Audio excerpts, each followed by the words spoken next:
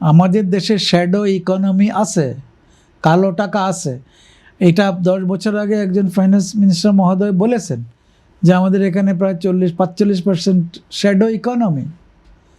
তো shadow economy যেখানে আছে সেখানে কালো টাকা আছে। তার মানে নির্বাচন কমিশন যেই লিস্টটার মাধ্যমে এই হিসাবটা নেন, সেই খাতগুলোতে পূরণ করে উনি 25 লাখ টাকা যোগ করে দিয়ে দিতে পারবেন। আর বাকিটার হিসাব নেওয়ার ক্ষমতা কিন্তু আর কেউ আছে বলে আমি মনে করি না। কিন্তু একেবারে হাতে নাতে ধরার একটা ব্যাপার যদি এখানে থাকে তখন এটা প্রসঙ্গ উঠতে পারে, কিন্তু সেটা আমাদের দেশের কালচারে নাই। নির্বাচনে কালো টাকা গত 2-3 নির্বাচনে কিন্তু হয়েছে, কালো টাকার বিতরণ হয়েছে, কালো টাকা হয়েছে। গত 2-3টা নির্বাচনকে তো বলা হয় যে সেখানে কোনো নির্বাচনই হয়নি, সেখানে একপাক্ষিক।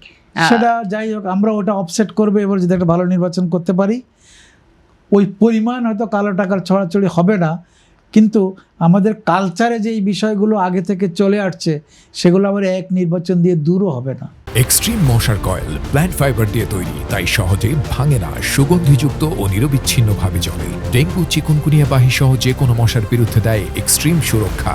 আমাদের তত্ত্বাবধায়ক সরকার সিস্টেম যদি 5টা 6টা 7টা নির্বাচন করতে পারতো, তাহলে আপনার এই প্রশ্নটাও আজকে আরও সুন্দরভাবে উত্তর দেওয়া যেত।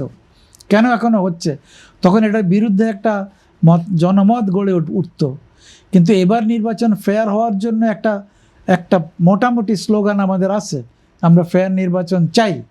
এবং সেটা এইবার শুরু না করতে পারলে আমাদের কিন্তু ভিতটা আর তৈরি হবে না। বাট পরের বারে কিন্তু যদি জুলাই সনদের এই ভোট পাস হয়, তাহলে কিন্তু সেখানে তত্ত্বাবধায়ক সরকারটা পার্মানেন্ট হচ্ছে। আপনাকে খেয়াল করতে হবে, এবারকার ভোট যে শুধু ইম্পর্টেন্ট তা নয়, জুলাই সনদের প্রতি সমর্থন ইজ ভেরি ইম্পর্টেন্ট। কারণ পরবর্তী পার্মানেন্ট তত্ত্বাবধায়ক সরকার এবং দ্বিকক্ষ বিশিষ্ট পার্লামেন্ট, এই দুটো জিনিস আমাদের ডেমোক্রেটিক প্র্যাকটিসের প্ল্যাটফর্ম তৈরি করবে আগামী নির্বাচন।